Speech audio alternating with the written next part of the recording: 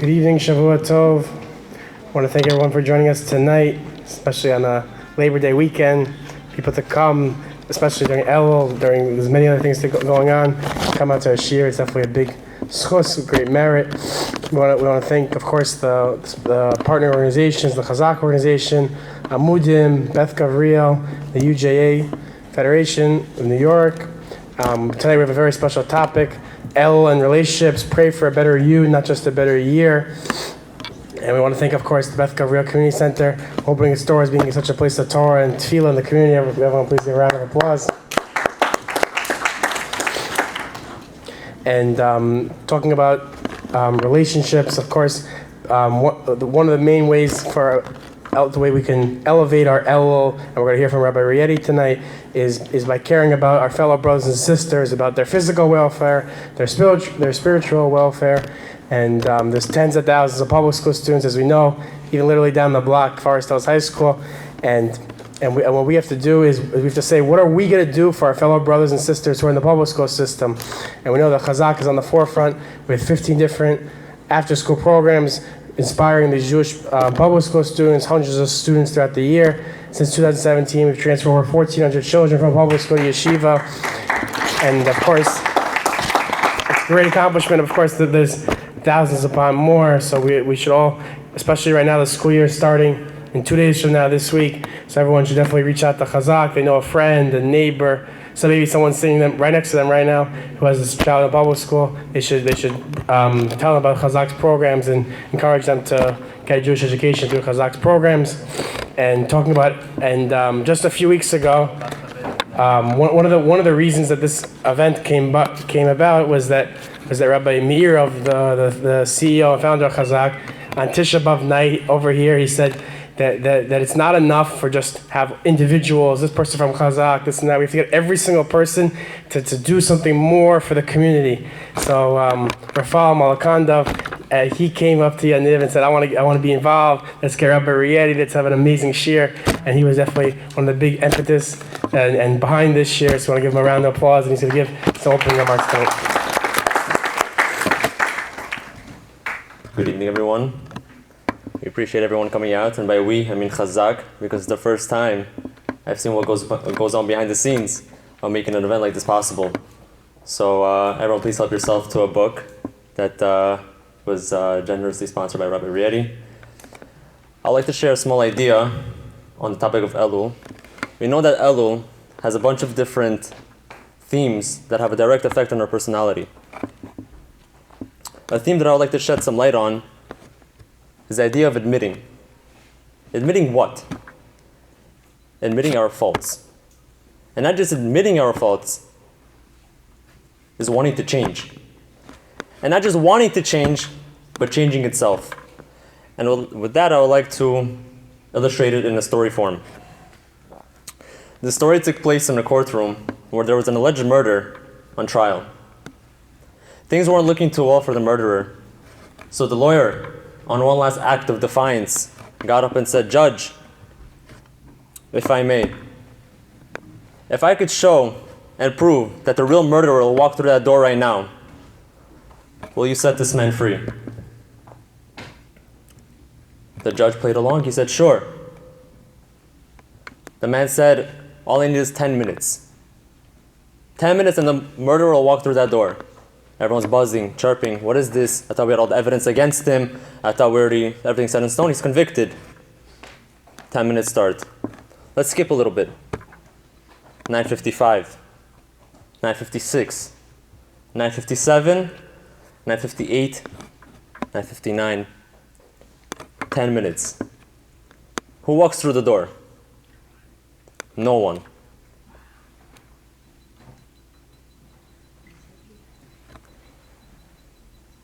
Guilty beyond a reasonable doubt is what the lawyer said.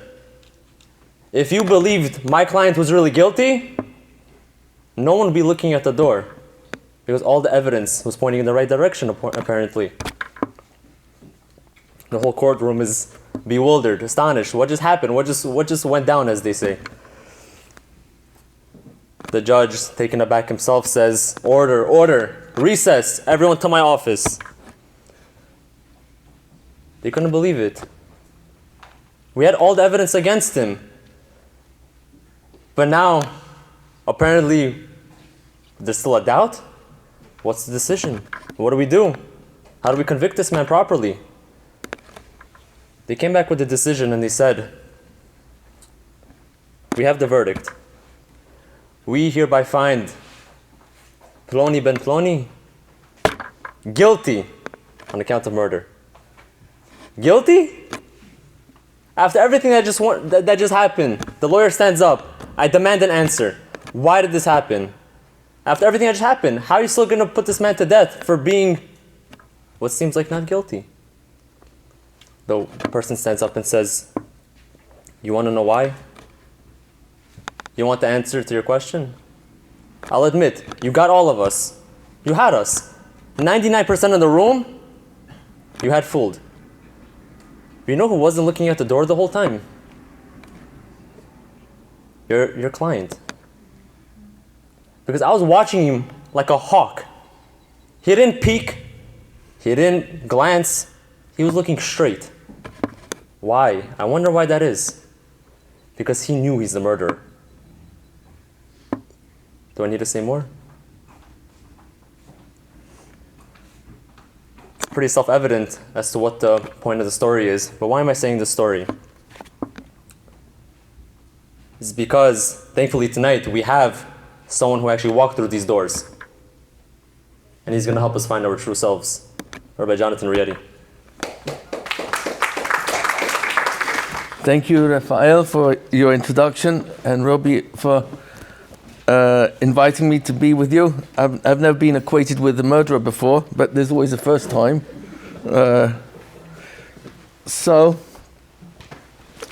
Special thank you also to Chazaq for putting this all together and the amazing work that you do in saving children from the public school system, which I think many decades ago actually provided an education. Today, if you want to accelerate the chances of a child having little or no value for human life, including their own, then public school is the way to go. And if we're from a generation that's not aware of that, then it's time to open our eyes and see what's being taught there, because teachers who don't acquiesce to the pressure to not call boys and girls starting in preschool can lose their jobs. So we're talking about a generation that is really throwing at us very, very confusing messages. That children who rely 100% in their tamimut, in their complete innocence, rely on parents, rely on the adults in their world to be the reference of reality. So by giving a confusing message, you are not a boy or a girl until you've chosen your own gender, that's the beginning of self-destruction. So that's not in my notes. I'm not here to make any political statements, other than that I really do believe that the liberals, to their credit, ought to be given the credit for having discovered a whole new element in science, because till now we were under the impression that there really is only three elements in the atom. You've got the nucleus, and you've got the protons, the neutrons, and electrons. And now, thanks to liberals, we now know that there are also morons. If you're laughing, oh, you thought I was joking. Okay, fine. So Chazaq is a bystander that is outraged by what's going on in the dilution of values, not just for Jews, but especially for Jews. We don't belong in a public school system, and therefore it's an amazing thing that you're reaching out to your friends who may have friends who've got children in the public school system. So it's a tremendous mitzvah to do whatever you can to convince them that Jewish education is much safer. I've been asked to mention tonight's presentation, which is about to begin, is in the zechut, or for the refuah shlema of Sima bat Gitel Chaya, and le'ilui nishmat David HaKohen ben Husni, Yosef Mordechai ben Rabbi,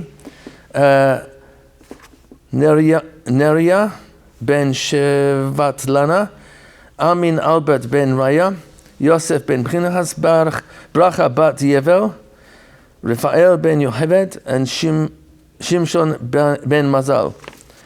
Should all have a Elul Nishmasam. Amen. So welcome to relationships, welcome to Elul, welcome to the title, Pray for a Better You, not just a better year.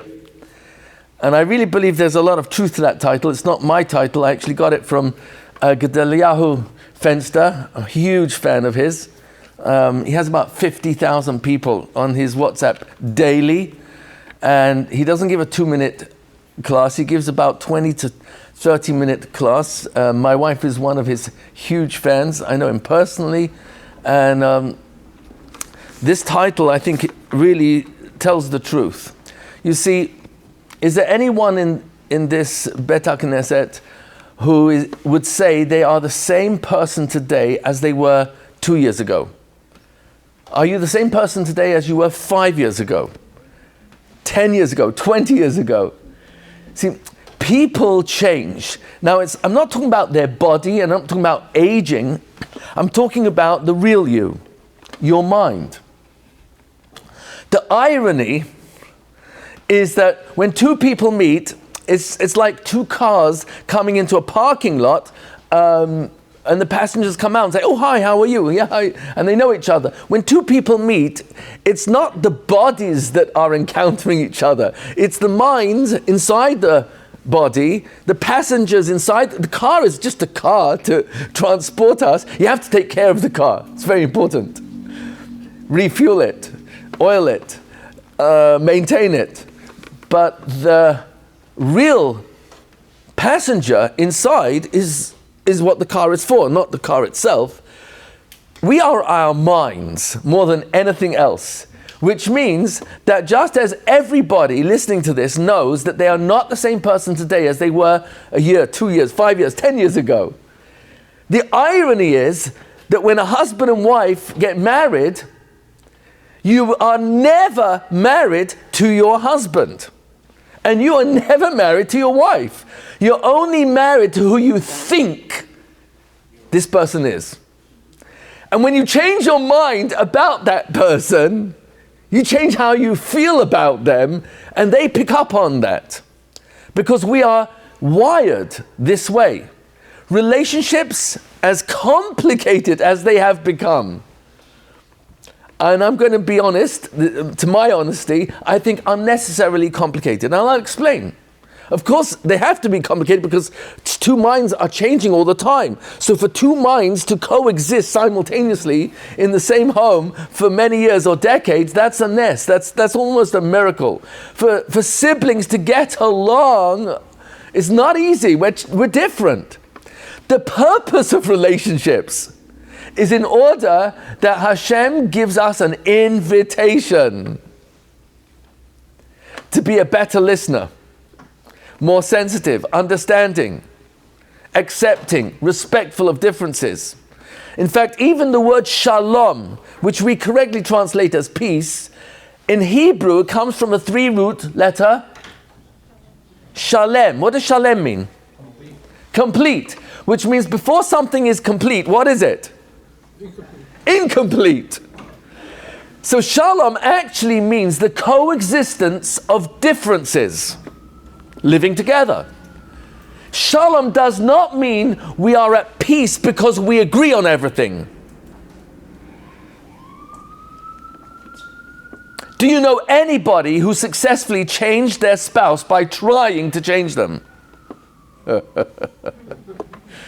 I'll make the question much easier. Do you know anybody in world history who successfully changed their spouse by trying to change them?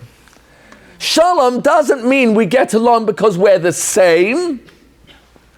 That's not what the word means. It means we get along despite the differences.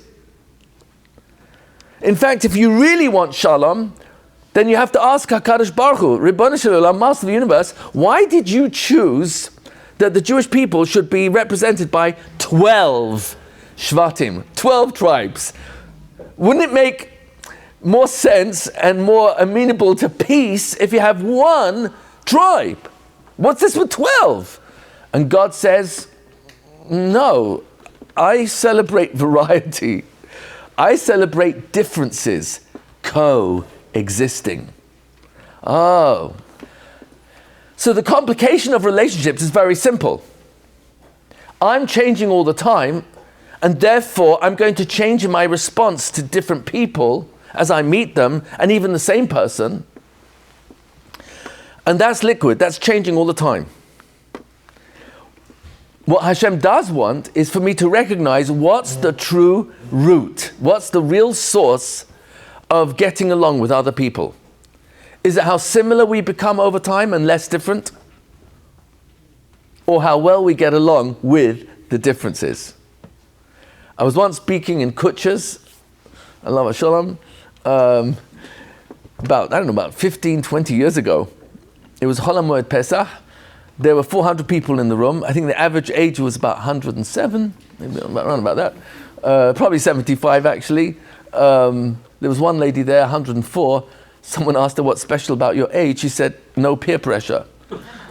So I think the average age was about 75. I pretended it was 50, and the ladies were quite happy with that. So I asked them, well, there's 400 people in this room. If you do a quick math, what's 400 times 50? 1,000. How much? 20,000. 20,000. Excellent. So I said to them, that's interesting. In this room, there are 20,000 years of a cumulative life experience. So I'm going to ask you, what will make two people happy in a relationship, in marriage, with their kid? How similar we become over a lifetime of marriage, and how less different we become, or how well we get along with the differences. 400 people representing a minimum of 20,000 years. How many people said happiness in a relationship is how I get my spouse to be like me? How similar we become and less different over a lifetime? 0.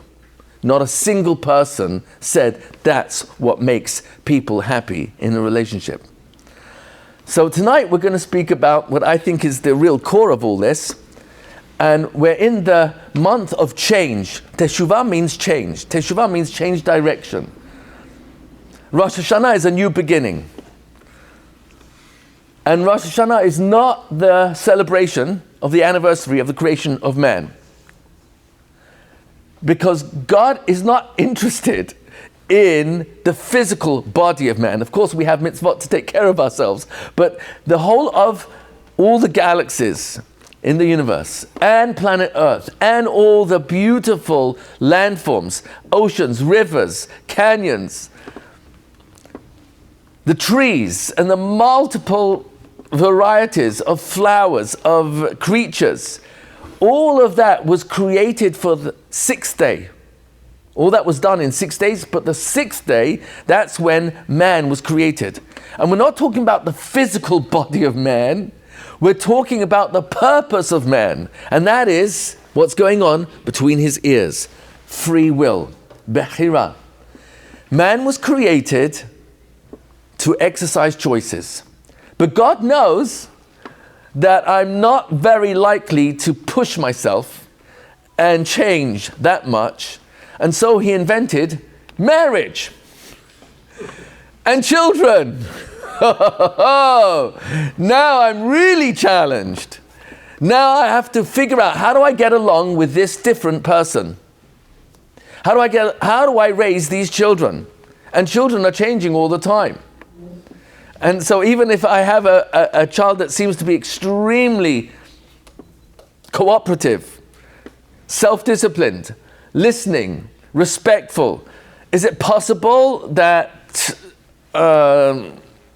they might go through a system where they're exposed to people who don't care about them, and and they don't know how to make sense out of it, and it only comes out later in teens or in young adolescence or in young adulthood.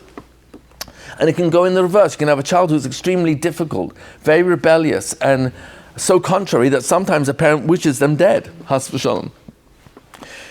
It's just the feeling they have sometimes that they're going through Gehenna with that kid, and that kid ends up being the one of all the other children that's the most devoted and the most respectful and the most giving to his parents or her parents. It happens. We change. So what's going to matter is not finding the right spouse or getting my kid to be the person I want them to be. What's going to matter the most is the choices I make. And therefore the title, Pray for a Better Me. Pray for a better you, as opposed to pray for a better year. You can still pray for a better year. But here's the irony. The irony of praying for a better year is, well, in God's dictionary, what's his definition of deciding and measuring how much of a better year I get? What's it decided upon? How I behave. So who's really deciding on the day of judgment what type of year I'm going to get? It's really me. As the Nefesh HaChaim points out in Pirkei Avot, I think it's in Perek Bet, Mishnah Aleph, there's an expression there, Da ma shemimala mimacha. Know what is above you. That's the simple reading. But if you put a comma before Mimcha, you can read it like this. Da ma shemamala. Know what is above. Mimcha comes from you. I am umbilically almost like a rope. You know, Liberty Science Museum, I don't know if they still have it, but there used to be 5 or 6 stories high. You have right in the middle of this huge building, and with all the floors, there's a big space in the middle, and there used to be a rope hanging from the middle of the ceiling all the way down 5 stories down to the ground floor, and if you shook it like this, you would see the waves go up, and as it hit the ceiling, it came back down in the opposite direction. The Maharal offers that as a simple metaphor, that whatever we're doing, saying and thinking down here creates an exact reaction upstairs, and it comes back down. There's no such thing as a wasted tefillah, wasted prayer. There's no such thing as a wasted thought. There's no such thing as a wasted action. Now you and I are in the wrong world to be able to see that. We're living in a world that's constantly interacting with another dimension. This world is called Olam HaChoshech. It's a world of darkness because you don't always have clarity. It's called Olam HaDimyon, a world of illusion. Olam HaSheker, it's deceitful, it's not real. In contrast to Olam HaEmet, the real world, the world of truth. And those two dimensions are taking place simultaneously. Our sages tell us something quite extraordinary. See, God created time, so time exists for us. We live in time. You measure yesterday, a week ago, a month ago, a year ago. You celebrate an anniversary of a birthday. You know the past exists because you've got a memory of it, but it doesn't exist now because it's the past. The future never exists because as soon as you get there, it's the present. So you and I live in these 3 dimensions, past, present, and future, but of the 3, you actually only live in one moment, and that's the now. But God created time. And so when we ask Hashem to forgive me for what I did yesterday, He will actually take my prayer and He'll place my new intent on the action done yesterday, and it changes the meaning of the action. I wish I never did it. So in God's dictionary, okay, erased. If I do it out of fear of retribution, fear of punishment, okay, so it gets erased, and now it's 0. But if I do teshuvah, if I change what I'm thinking about what I did yesterday, and I'm doing it from a motivation of ahava, for love for God, and we'll talk about that in a few moments, what will happen is that God takes the crime I did yesterday, let's say on a 0- scale, it's a -50. So when we do teshuvah me'ava, it now scores 50 plus on the plus side of the scale. What happens if a person does an avera, a violation against God or against a person, and does teshuvah, let's say, me'ava, and he asks the person for forgiveness and he means it. And he does it because, not of fear, but out of love. I really misjudged you. And I am so filled with admiration for what you've been through. I can't believe I judged you so unfairly, because I thought about it. If I went through what you've been through in your upbringing, in your life, I think I would be a total basket case by now. And if the person really meant it and it's sincere, so he switched his judgment to admiration, and he's doing this out of love. So says God, well, if what I did yesterday was a crime on, let's say, a -1,000, what's it worth today? Oh, it's plus 1,000. You and I can't properly appreciate that God's dictionary is totally different to ours. And that's why it really takes a lot of thinking, which is the only thing we have. You're always experiencing your thoughts, without any exception. You're even feeling your thinking.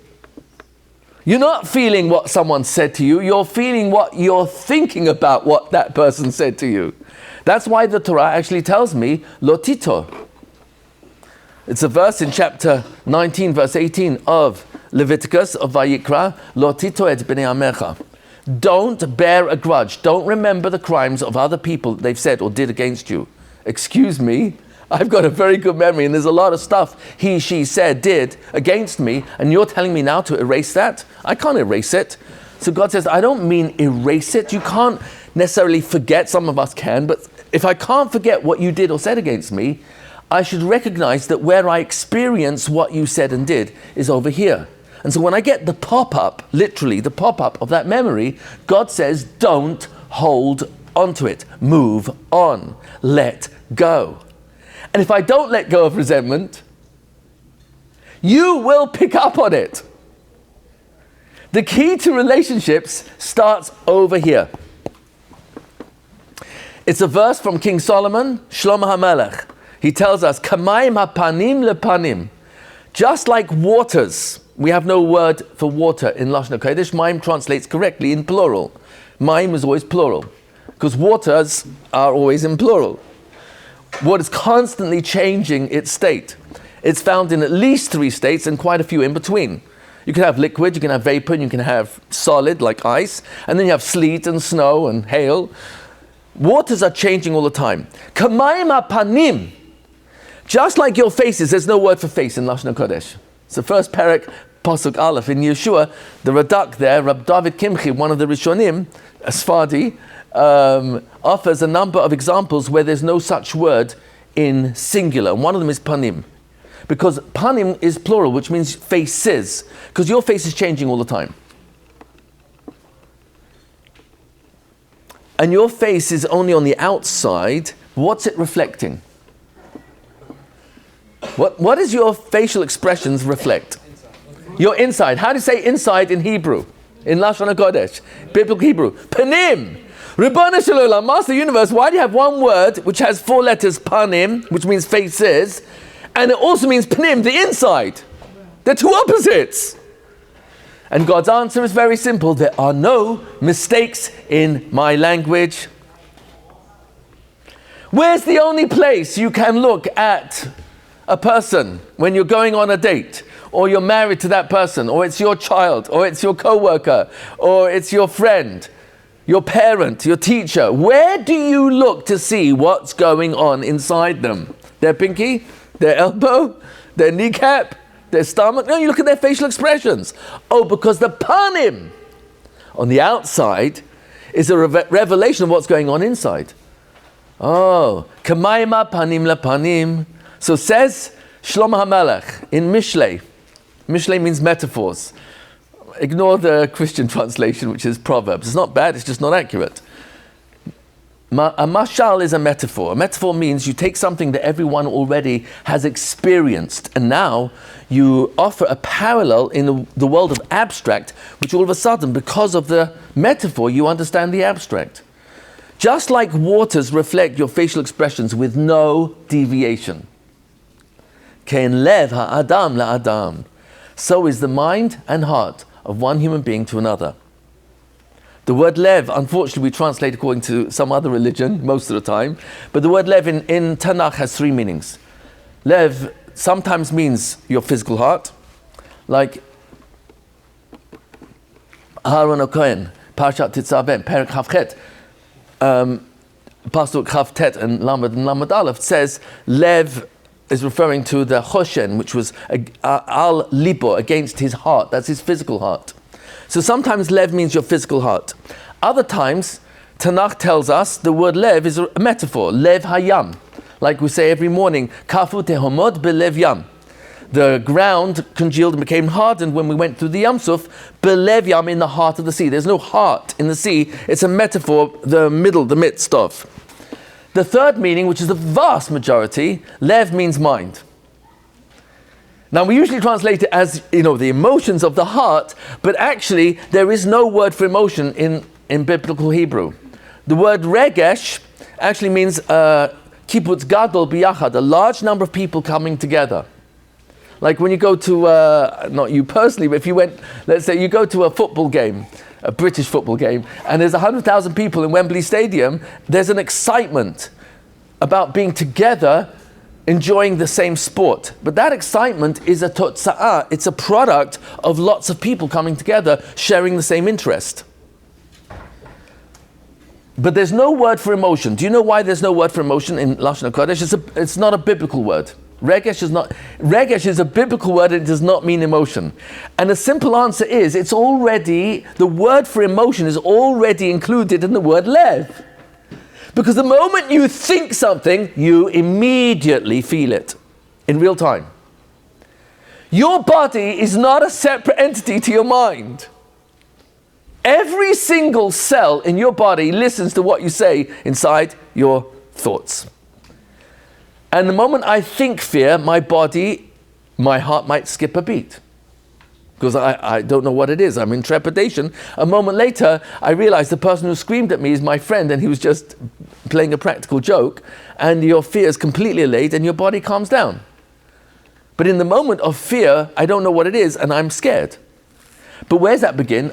It begins up here. And then the body immediately reacts. So you don't need a word for emotion, because it's already included in the word lev, which means mind. Ibn Ezra, Ramban, Perek Vav, Pasuk Dalet, on the words, Ve'ahavta et Hashem Elokecha b'chol levavecha, love Hashem with all your thoughts, levav, when it's doubled over, means thoughts, says the Ramban, Ibn Ezra, lev hu hada'at. Lev, that's the mind. So once you know that, now we can go back to this pasuk, this verse of Shlomo HaMelech, who is giving us the real root of relationships. Kamayim panim la panim, just as waters reflect your facial expressions without any deviation. Kein lev ha'adam la adam. So is the mind and heart, because one affects the other immediately. You're always feeling your thoughts, no exceptions, in world history. Kein lev ha'adam la'adam. What other people are thinking and feeling about you is a reflection of what we are thinking and feeling about them. So if I really want to change my spouse, if you really want to change your teenager, where should I begin? Where should I start? Change what I'm thinking, because the moment I start thinking differently, guess what's going to happen? I'll feel differently. My whole body language will be exuding a different message. Children in this generation, I think more than any time in world history, crave, and I'm using my language deliberately, crave, they are desperate for connection. And the first place an adult has a connection with another adult or with a child is your facial expression. Your smile And it's really ironic. You never get to see your face. Do you know that? You will never see your face in your lifetime. Never. The most you'll ever see is a reflection. Maybe in a mirror, maybe a photograph. You never get to see it. Try looking at your face. Right? You'll never see, what's my face doing on the floor? You'll never see your face in your lifetime. It's impossible. You can't. Which begs the question, for whom did God create your face? And the answer is, for everyone else. You will never see your smile. At the most, you'll see a reflection of it in a photograph, maybe a mirror. You never get to see your smile. So who is your smile for? Everyone else. The first interface with another person is your facial expression. Yaakov Avinu was brilliant at this. He was so congruent. His body language, what he was thinking, what he was feeling, and his facial expression all worked exactly in alignment. They were exactly the same message. That's why he's called Ish Tam.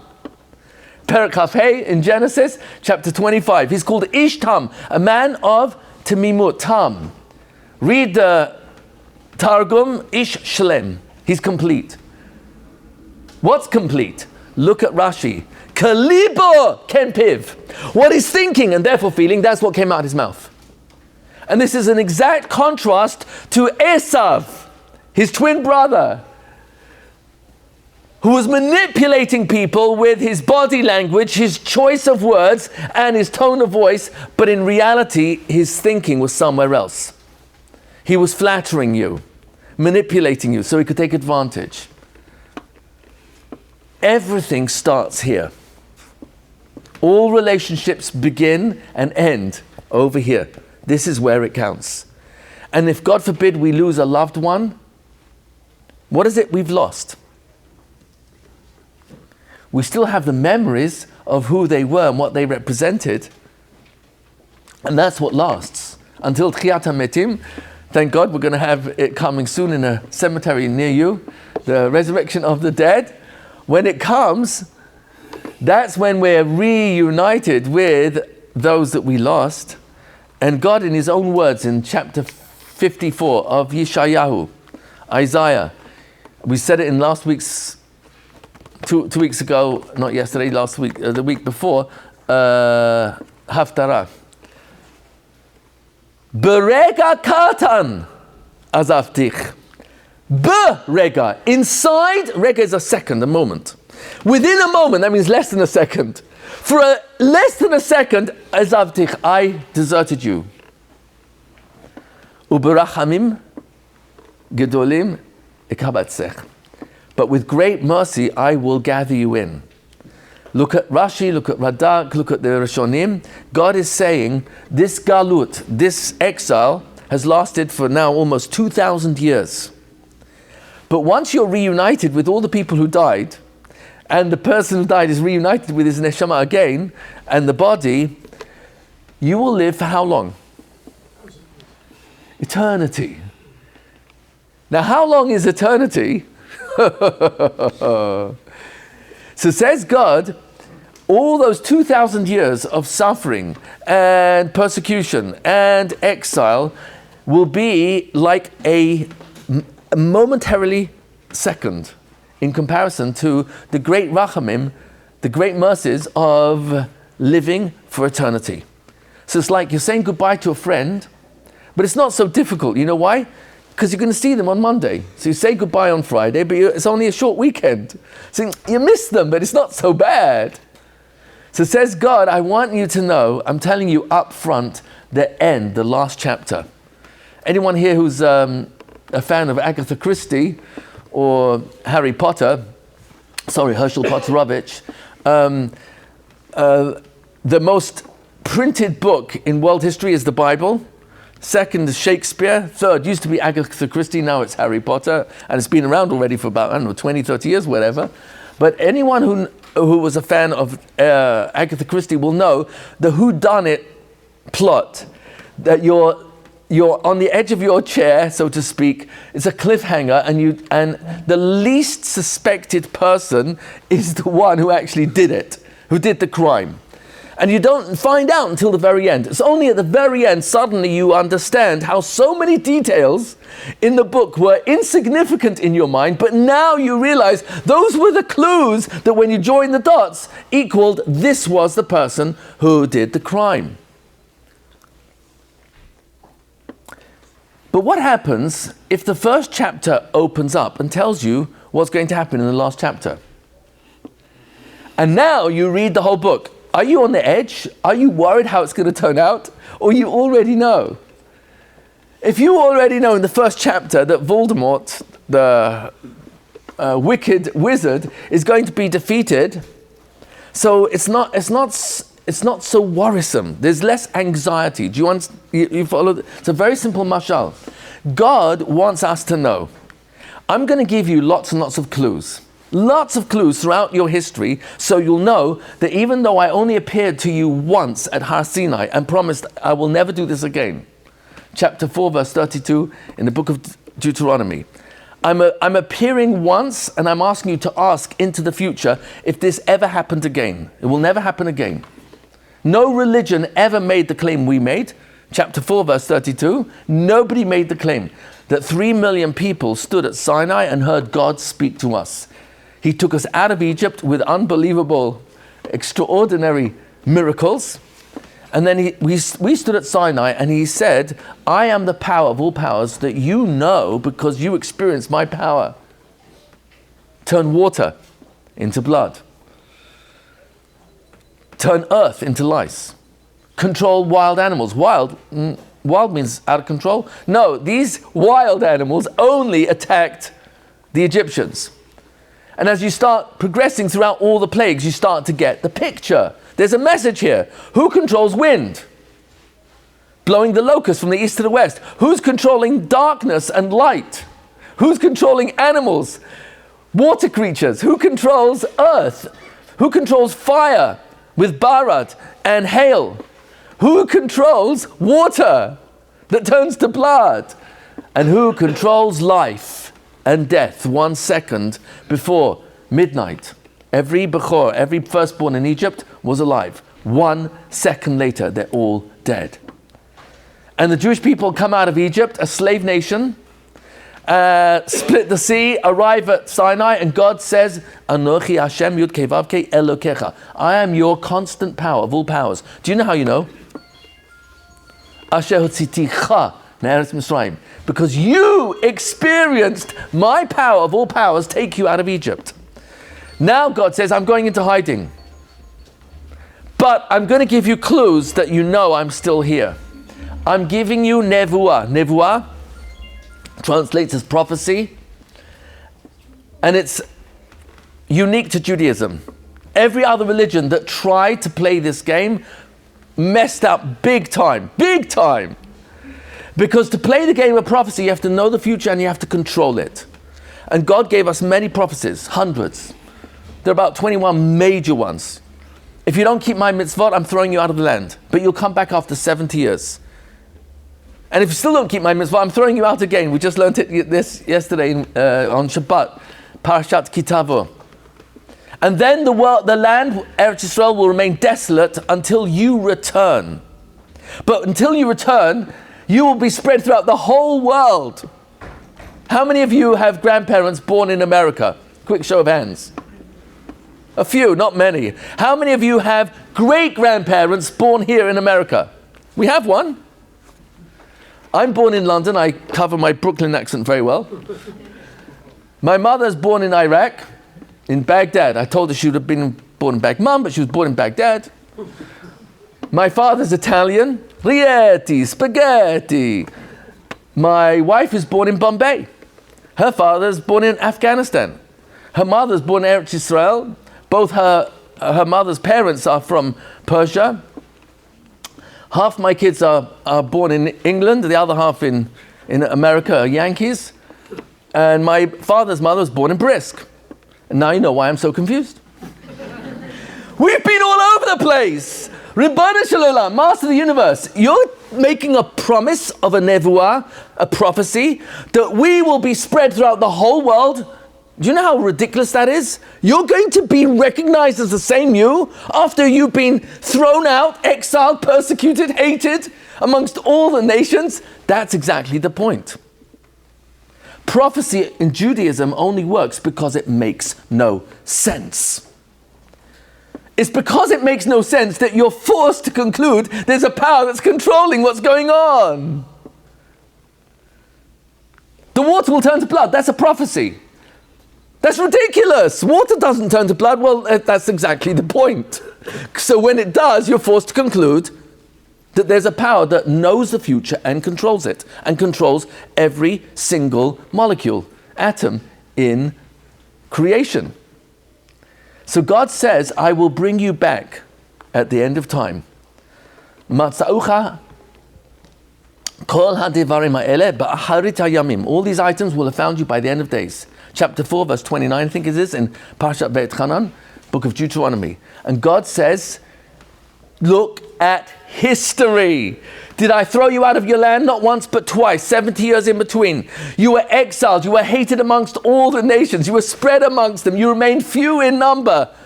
But you will return to the land. How many Jews live in Israel today? 7 million? Nearly 7 million. How many Jews in the whole world? 7 billion. Maybe 13 million out of 7 billion. Do you realize we're at the tipping point where for the most part of 2,000 years, your parents, grandparents, great-grandparents, great-great-parents never saw the land of Israel, let alone lived there. And today, half the Jews in the world live in Eretz Yisrael.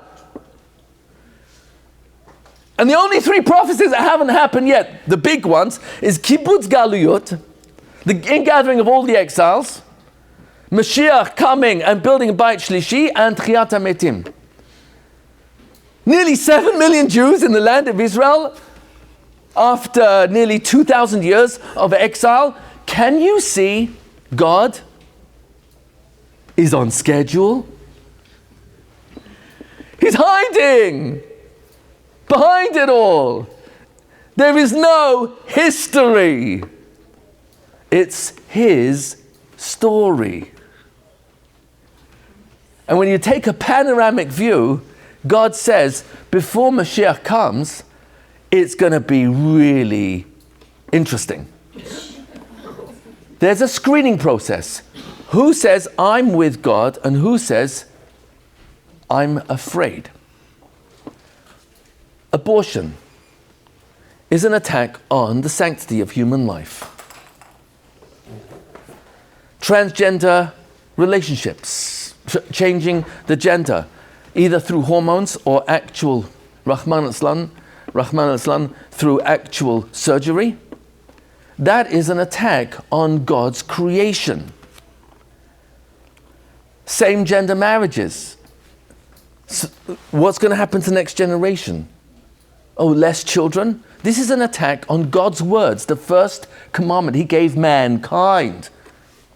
Vayomer Hashem Elokim. He said to Adam and Chava, Peru urvu, be fruitful and multiply.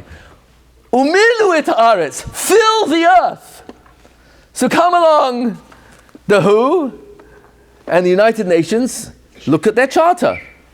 It's not a conspiracy, they actually spell it out themselves. And here's their faulty assumption. Because planet Earth has limited resources, listen to the assumption, the predicate.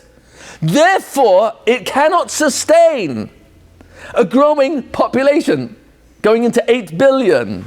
Therefore, we have to reduce the population. I'm not making this up. You check it out. There's 17 points in their charter. About 14 of them relate to this. It's extraordinary.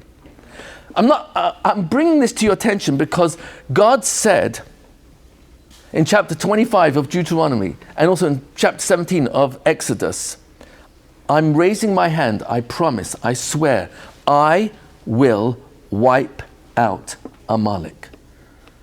God, why are you, we have a mitzvah to wipe out Amalek. Why are you making an oath that you will take care of him? Because there's going to come a time where Amalek is attacking God. And in that attack, you and I might feel filled with fear. And God says, oh, fear? chapter 20, verse 1, book of Deuteronomy, Lo tira mehem. Don't be afraid of your enemies. Why not? Because Hashem Ori v'yishi, say every day now in Elul, you, God, are my light, clarity. You are my salvation. It's not anyone else. It's not the government. It's not, no one's going to help me. You are. And even Tachane Allah, even if there would be a machane of battalions surrounding me, Lo ira, libi, my heart, my mind will not be afraid. Do you know why, says David HaMelech? Because who is controlling every atom and molecule in our enemies' bodies? Who decides where the bullet arrives? David HaMelech looked at this world as one big Olam HaSheker. So Hashem says, don't worry, stay with me. But you know what's the most powerful way to stay with me? The mitzvot of Ben Adam lechavero. How I get along with other people. Where does that begin? Your facial expression. Every single time you see your spouse, your child, smile. And you have a mitzvah to smile at yourself. It's a Mishnah in Pirkei Avot. Have mikabel et kol ha'adam b'sever panim yafot. And another Mishnah says, have mikabel et kol adam b'simcha. Kol adam means everybody. Oh, I'm a Jew too, so I'm included. You look in the mirror, smile. I'm serious. Smile. And notice what it does for you internally. Leiv samech yetiv panim, says King Solomon. A good mind actually improves your smile, improves your facial expression. It's true. Smiling is very powerful. Why? Because what are we saying? Panim, with your facial expression, what's that reflecting on the inside? When you're smiling, what are you saying? You're happy. So if you're smiling at someone with eye contact, what are you saying to that person when you haven't even said anything? All you're doing is smiling at them. What are you saying with that smile? I'm happy that you are here in my life. You exist in my life. Relationships have become complicated, but at the root, they're very simple. It's what I'm thinking and therefore feeling that my body then reacts to. And we are creatures of reciprocation. God wired us this way. So if I want to turn around the relationship, where should I begin? Start with me. And when we start with me, God says, oh, I'm dealing with a different person over here, and there's no point in me initiating any of the gezerot, God forbid, against this person because it's not the same person.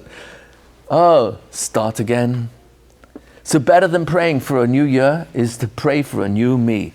God, help me change the only person you created me to change. People don't get divorced because of the differences. People get divorced because they don't believe they can handle the differences anymore. It's all taking place over here. There is nothing outside of our mind. Nothing. This is where we function all the time. I once met a gentleman by the name of Christopher Reeve, many years ago. He was on a wheelchair. His name was otherwise known as Superman. He was an icon of the successful dream of America. And he was reduced to a quadriplegic. The only part of his entire body that moved were his eyes and his mouth. Totally paralyzed from the neck down after a horse riding race. And the first words that came out of his mouth, I was in the audience, he said, I've never been more happy in my life than since my accident. And he said, why? Because I discovered the real me is not my body. The real me is not my money. The real me is not the many homes I own. The real me is not the many tens of millions of dollars in my various bank accounts. He started giving examples of his real me. And it had everything to do with what I'm thinking about my wife, about my kids, about other people. I met a few years ago a lady by the name of Wendy Sagesi. At that time, she was 8 years into stage 4 cancer. When she was first diagnosed with cancer in stage 4, she fell into deep depression. She couldn't get out of bed. she stood up there. My wife and I were talking to her in the audience. We didn't realize she was billed next on the, we just met her for the first time, and she was the next speaker. She stands up there and she gives a speech. It lasted about 7 seconds. So I'm going to tell you the whole speech. I memorized it. And the rest of her 45 minutes that were allocated to her was completely Q&A. Here was her speech. I have cancer. I'm not cancer. My body has cancer. I'm not my body. End of speech. She said that it took her 4 months of not being able to get out of bed because she was telling herself, I'm dying. I'm going to die. My husband, my 2 sons, what will be with them? And these thoughts kept her awake day and night until finally she realized, which is worse, cancer of the body or poisonous thinking? If the real me is not my body, it's really my mind, what am I doing? And it's in that moment of clarity she realized, 1 second, I'm not my body. My body has cancer, but that's not who I am. I'm not cancer. And that moment, that switch of reality changed her mind. It didn't change the cancer, but it kept her alive for 9 years. The majority, 96%, it's only a percentage of ladies who had that type of cancer don't make it past 5 years, 96%. In her 9th year, that's when she passed away, a couple of years ago. She passed away, she held out for 9 years. She would go around the whole of America talking to people about where do we really live? Where do we really exist? Where are we really? Elul is all about changing my mind. That's what Teshuvah means. One hirur, one thought of Teshuvah in God's dictionary changes everything. It changes our mazal.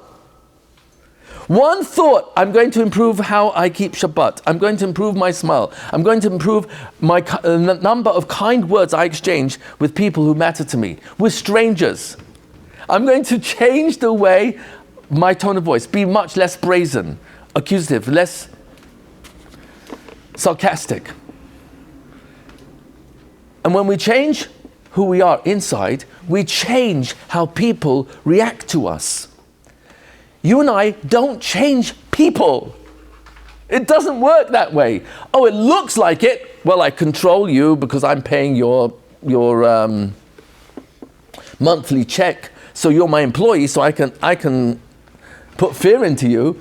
But the moment they turn their back, they'll do what they want anyway. So that's not real control. Nobody changes anyone.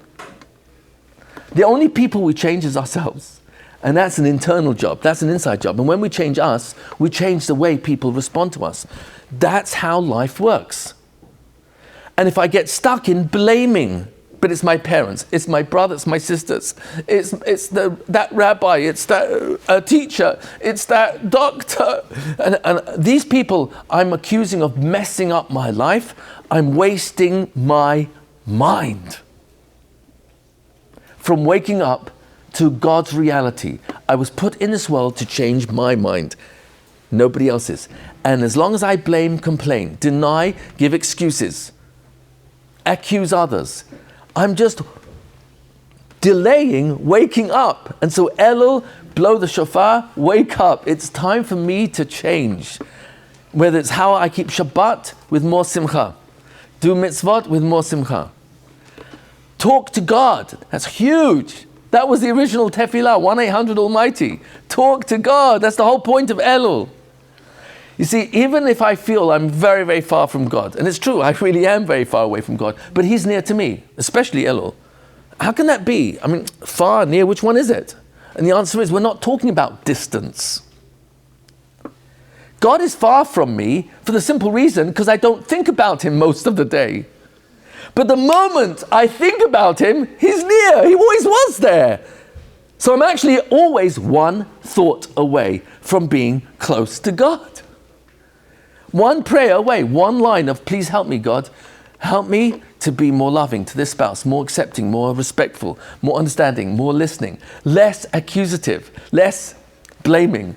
Help me to start to cut that out. I might not be able to do it overnight, but help me, because I can't do it alone. Oh, that's why I was put in this world. I'm put in this world to surrender to that God is the ultimate therapist. He's the only one. Echad. He is the only one. And when I finally get it and turn to Him, Elul, Rosh Hashanah, I can change my mazal for the next year because I changed the only person He put me in this world to change. And the most powerful place to change me is in my relationships. Because just me being alone with myself, I'm not going to get changed that much. But when I change how I think about others, feel about others, you're going to pick up on that. When I change the way I talk and do more listening and more inquisitive questions and out of sincere interest, take an interest in you, especially the things that interest you, not out of manipulation, but out of genuine interest, even if what interests you doesn't interest me. But I'm happy for you and I'm curious to understand it. And it's a genuine curiosity, you will pick up on that. If I'm having a hard time dating, see what happens when I increase the volume of interest in the other person's interests. And ask them, what are you really good at? What do you enjoy the most? What have you been most accomplished? What did you enjoy in childhood? What hobbies do you still have? What things excite you?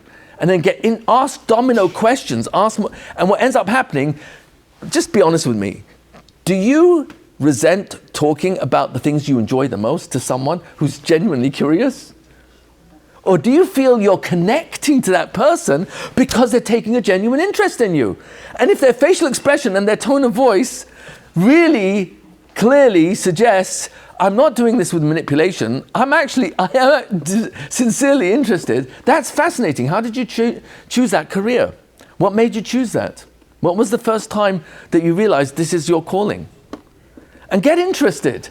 And what will happen is that person will start being interested in you. Now, I'm not talking about Dale Carnegie, where it's almanas, that you're sincerely interested in order that they'll be interested in you. I'm talking about sincere interest in the other person. The automatic reciprocation is kamayim panim le panim, ken lev ha'adam la'adam. Just like waters will never deviate in their reflection of your facial expressions, that's how God wired our mind and our hearts. There's more to be said on this important subject.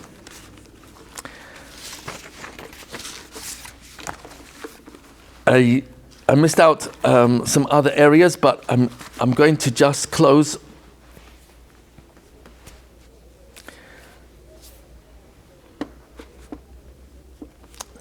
The one person in probably human history, not just Jewish world history, but in human history, that suffered the most, our sages claim, was King David, David HaMelech. Nobody suffered more than him. Job, he suffered the most than any other human being over a 12-month period.